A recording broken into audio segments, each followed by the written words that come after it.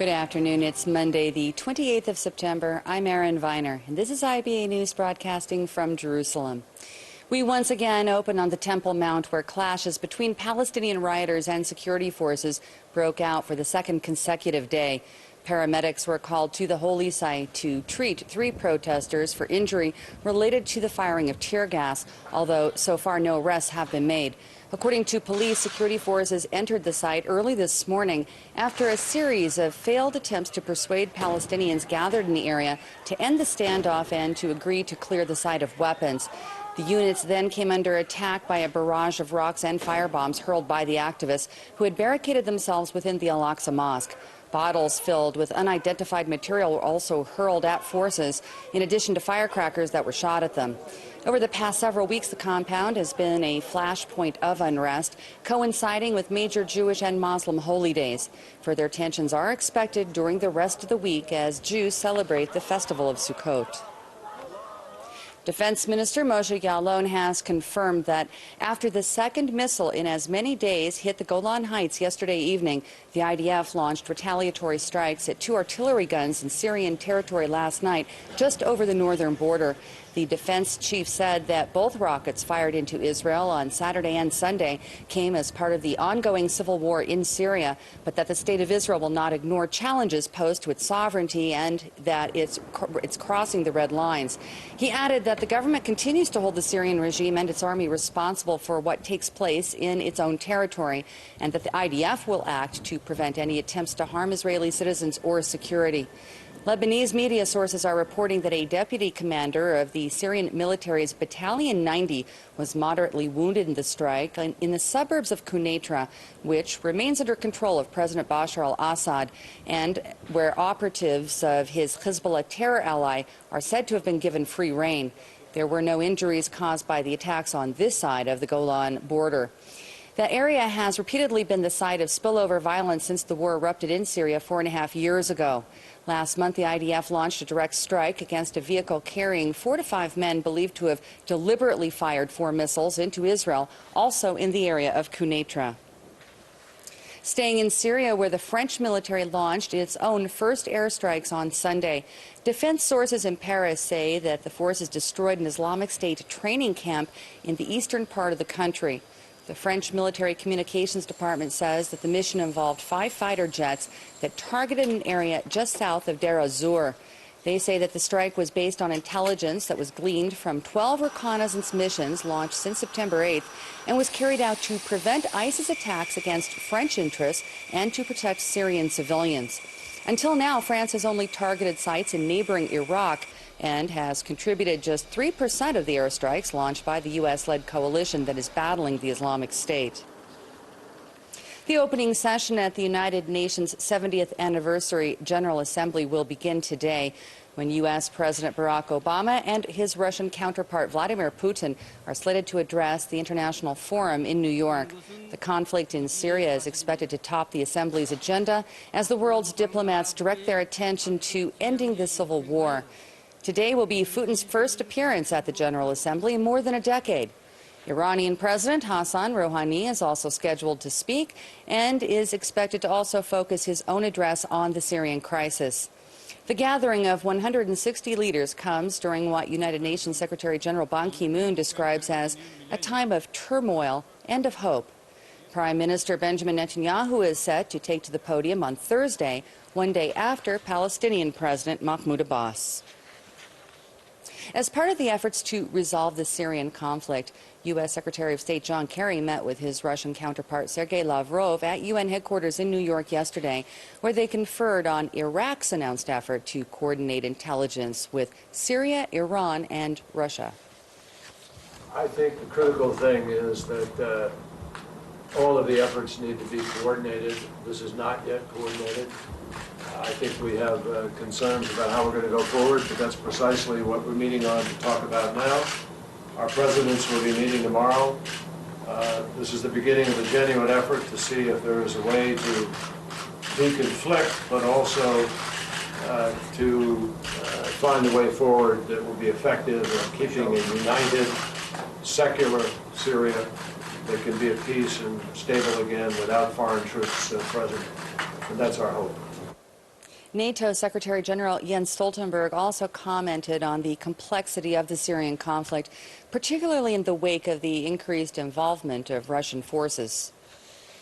It's too early to determine what the Russians are going to do in Syria. What we see is an increased military presence by Russia, and it is important that this increased presence doesn't create problems for the fight against ISIL.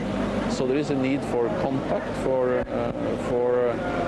between Russia and the United States, which is in the lead of the coalition fighting ISIL.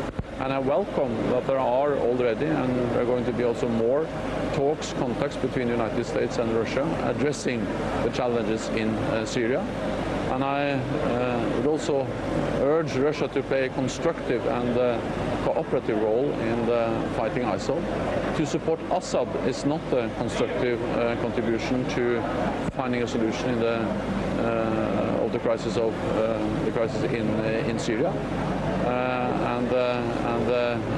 There is a need, at least, to deconflict the presence of Russian military forces in Syria and the presence of coalition forces fighting ISIL. British Prime Minister David Cameron made his own views on resolving the Syrian civil war quite clear. We want a Syria without ISIL and without Assad, because frankly there is no future for the Syrian people with a country that has either one or the other. Both need to go. I don't think it's right to say there are no moderate opposition forces. There are, there just aren't enough, and we need to go on enhancing them. But we should be clear, a stepped-up campaign against ISIL both in Iraq and Syria is in Britain's national interest, and Assad going is in Syria's interest and ours too.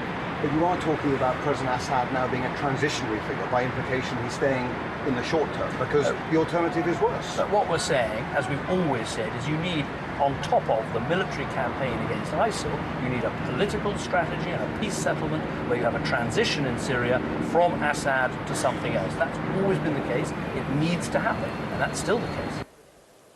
In addition to his slated address to the General Assembly today, President Obama also gave a speech yesterday at the UN Sustainable Development Summit. Today, some 60 million men, women, and children have been forced from their homes, many by conflicts in the Middle East and in Africa. Now, these are humanitarian crises and refugees that we cannot ignore, and we have to deliver the urgent aid that is needed right now. And those countries that can must do more to accommodate refugees, recognizing that those children are just like ours. But our efforts must be matched by the hard work of diplomacy and reconciliation to end conflicts that so often tear societies apart. Prime Minister Netanyahu is praising Egyptian President Abdel Fattah al-Sisi for his call for a resolution to the Israeli-Palestinian conflict, which Sisi maintains could change the face of the region. During an interview given to the Associated Press yesterday, the Egyptian president said that efforts to renew the peace process should not be delayed, adding that a solution could expand Egypt's nearly 40-year peace treaty with Israel to include additional Arab states. Prime Minister Netanyahu issued a statement following Sisi's remarks, urging PA President Abbass to agree to immediately resume the peace talks. Palestinian sources in Ramallah today said that contrary to previous reports, President Abbass does not intend to declare all previous peace agreements with Israel, including the Oslo Accords, null and void during his upcoming UN address on Wednesday. They said he does, however, intend to present the Netanyahu government with an ultimatum that the Oslo Accords will be terminated if Israel refuses to meet its obligations by a specific deadline that he will announce during the speech. This latest development follows weeks of reports that Abbass has been preparing to drop a so-called bombshell during his appearance before the General Assembly. Palestinian media have for some time been reporting that Abbass will not seek re-election to the leadership of the Palestine Liberation Organization nor his own Fatah party. IBA's R.A. O'Sullivan asked Dr. Gershon Baskin, who is an expert on the inner workings of Ramallah politics, about who's likely to succeed Abbass, who's held the presidency since 2005. Well, there are a number of candidates who claim the crown, who will run. The most prominent of them are General Jabril Rajoub, the person who was appointed by Arafat to head the preventive security in the West Bank at the time of the formation of the Palestinian Authorities, an old Fatah organizer from the south of the Hebron Hills. He's originally from the village of Dura. He was exiled by Israel to Tunis and came back with Arafat and became the strongman in the West Bank. In the last years, he's been the commissioner of football and the representative of Palestine to the Olympic Committee. He has used sports to build cadres of young supporters for him throughout the West Bank, and he's grown powerful through his use of sports. Another person is General Majid al-Faraj. Majid is head of the Palestinian intelligence and thought to be one of the most powerful people in the West Bank. He's from the Dahisha refugee camp south of Bethlehem, the largest refugee camp. He was a Fatah fighter when he was younger, before the First Intifada and into the First Intifada. With the establishment of the Palestinian Authority, he became a senior commander in the Palestinian intelligence force, and today he heads it. Another person is Sair Barakat, who heads the Palestinian Negotiation Affairs Department. He's been heading that department since just after the Second Intifada, very strong in the PLO, an intellectual, has a PhD from Bradford University in the UK in peace studies. He is the most experienced negotiator for Palestinians in the world. Another person in Fatah is someone not very well known in Israel named Mohammed Shtaya. Dr. Mohammed Shtaya heads PECDAR, the Palestinian Economic Council for Development and Reconstruction. He has a lot of support in Central Committee of Fatah. Not clear how much popular support he has. Then there's the outsiders. The number one outsider is perhaps Mohammed Dahlan, who's in exile in the United Arab Emirates, exiled and thrown out of Fatah because of his opposition to Abbass. He's believed to be extremely corrupt. He's a multi-millionaire. He was the head of the preventive security in Gaza. He was the man who was supposed to be in charge of coordinating disengagement, which was never coordinated with Israel. And he became national security advisor at the time when Mahmoud Abbass was prime minister. And then the last outsider who's very prominent, and I think the West would like to see him win, is Salam Fayyad. He was the prime minister. He led the Palestinian Authority from the lows of the destruction of the Second Intifada into the state-building process of building state institutions. He was in the past the IMF representative to the Palestinians. He's a native Palestinian from Jerusalem, actually from the Tulkarm area, but he lived in Jerusalem, and he did a fine job as prime minister. And the person who is most likely to win an election, the person who comes out number one in all the polls over the last years, is Marwan Barghouti. Marwan is, of course, serving 5 life sentences plus 60 years in Israeli prison for being the leader of the Second Intifada. He is a bridge builder. He builds coalitions. He's someone that many Israeli leaders know. I spent more than 200 or 300 hours with him in meetings together with Israeli members of Knesset, including people from the Likud and from the Shas, and anyone who sat down across Marwan from a table ended up respecting the man. He's a man of principle. He's a man of charisma. He's not the kind of person who could lead the daily business of running a state. He could be president and head of the PLO and negotiate with Israel, but he's going to need someone like Salam Fayyad as prime minister who can actually run the day-to-day life of the state. And the big question is, what do they do when they elect a person who's in Israeli prison? What they're going to do is present him as the Nelson Mandela of Palestine. And they'll make a good case, and it will have a lot of echoing around the world that Israel has to free him, and there'll be a lot of pressure on Israel to free him, and I think Israel probably will. I know Marwan, he's no Nelson Mandela, but again, Benjamin Netanyahu is also not the clerk. So we're not in the same situation as South Africa, but there's a likely scenario that a man in prison serving 5 life sentences in Israel will be elected the next president of the Palestinian Authority. Turning now to innovation in the arts, and a young Israeli designer is taking 3D printed fashion to a new stage. 27-year-old Danit Peleg has produced her entire collection with home printers and says that she was inspired to make the leap into the future while interning in New York 2 years ago, but that she refined her process while finishing her degree at the Shankar College of Engineering and Design here at home in August. She says that it took more than 2,000 hours and up to 6 3D home printers working simultaneously to manufacture her dream, which took about 300 hours of printing time per garment. The result is wearable clothing that's colorful, comfortable, and bouncy with a lace-like texture, and even includes high-heeled shoes. Anyone that's interested in adding some of Peleg's collections to their own wardrobe is able to download the collection from any computer and either print it out at home or at a nearby lab. You can take my file of a garment, of the jacket, for example, and then just print it on the closest lab to your house. You don't need to know fashion design or sewing, because you could just print it and build it just like puzzle. Clothing made out of 3D, of course, it looks like something in the future, but there are a lot of developments that's going on today. A lot of artists are looking into it. You can see it in fashion shows, and this is where it's all beginning.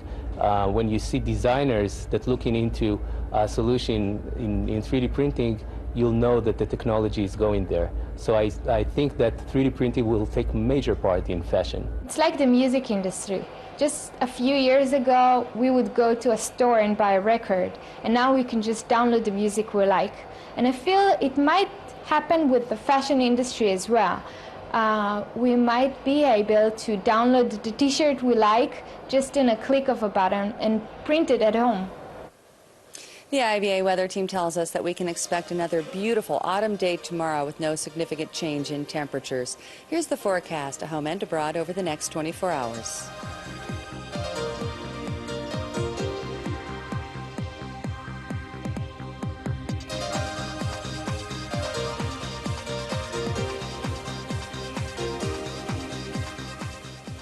Thank you for being with us this afternoon. We hope you'll join us again tomorrow when Aryeh O'Sullivan will be here to bring you the latest breaking news from Israel. I'm Erin Viner, and everyone here at IBA News joins me in wishing you and all of our viewers a great evening, Chag Sukkot Sameach, and Shalom from Jerusalem.